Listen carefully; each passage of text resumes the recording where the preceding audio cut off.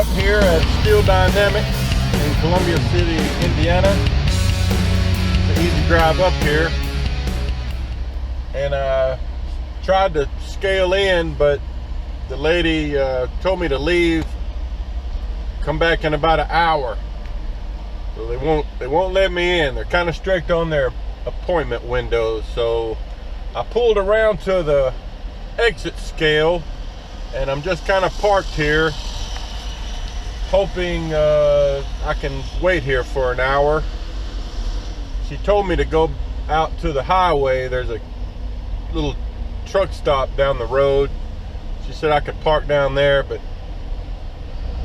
I'm just gonna sit here hopefully and wait an hour. But whenever I do get in, I'll try to get you some footage of this place, because it's pretty interesting. It's always I remember the first time I came here, you know, they give you a map color coded showing you where to go, because you usually have to pick up at different spots around the plant, and it's huge.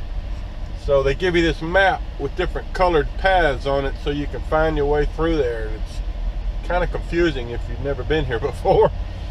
Anyway, more later. Okay guys, I've gotten loaded here at Steel Dynamics in Columbia City, Indiana. Just wanted to show you my load real quick. Unlike the last time I was here, I got all of this product loaded right here in this spot. Last time I was here, I had to go 3 different places in the yard, which took a while. So, although my loader didn't like it,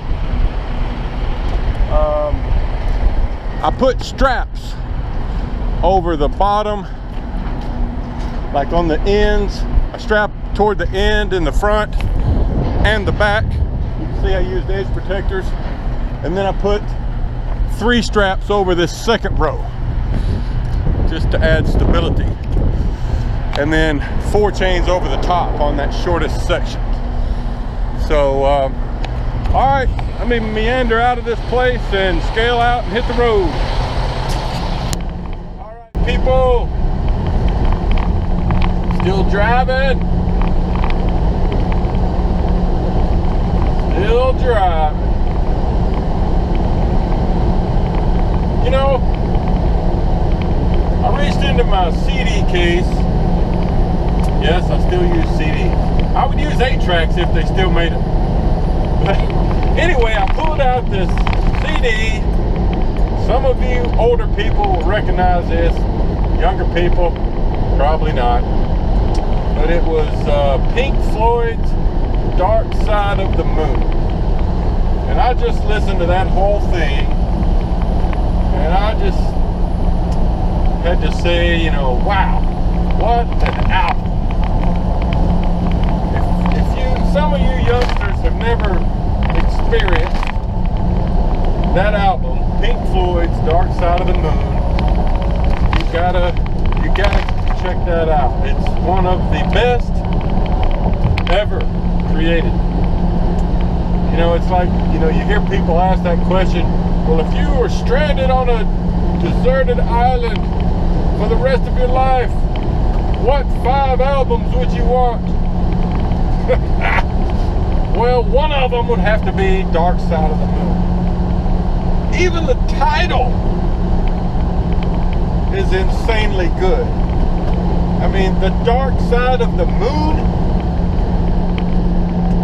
I remember learning about that in college. I took astronomy in college decades ago.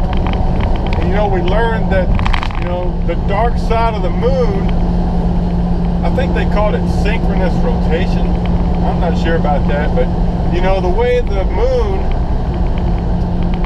revolves around the earth and rotates, it rotates at a pace as it's revolving around the earth, so that we always see the same side of the moon. We don't see the opposite side, the dark side of the moon. It's pretty crazy.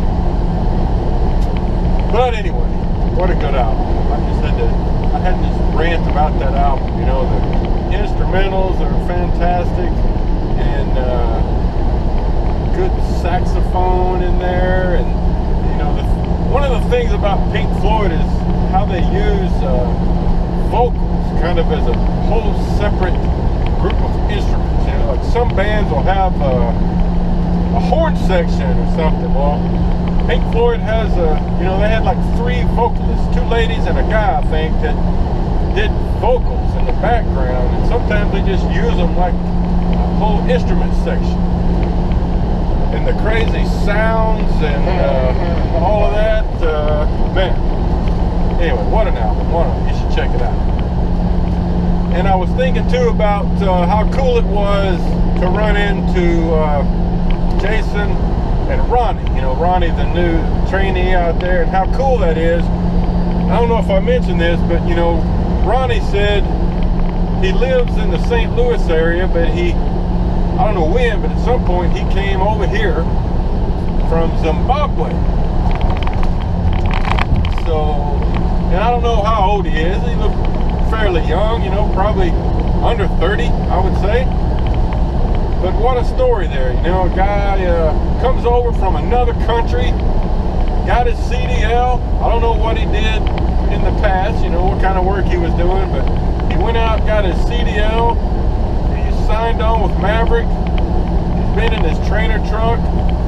Next week, he's going to be doing his final evals and getting his own truck and hitting the road. And he'll be making more than, you know, some of the stats that I've seen about the money we can make here at Maverick. You know, you'll be making more as a Maverick company driver than 76 or 77% of Americans. Think about that. Guy comes over here, young guy from another country, gets a CDL, boom, goes to work, on his way, making a good living. So, that's what you need to do. Oh, Lordy, Lordy. Alright, I guess that's enough of me ranting on about things. We'll keep on driving. One other thing about that Pink Floyd album is they also, in that album, mentioned the Paperboy. Who'd have thunk, you know? There's a line in there about every day the Paperboy brings more. Oh man. And you know, that album was made back in, I'm kind of guessing here, 73, 74. Because I think I was like in the 6th or 7th grade when I first heard it. Anyway. Okay, out.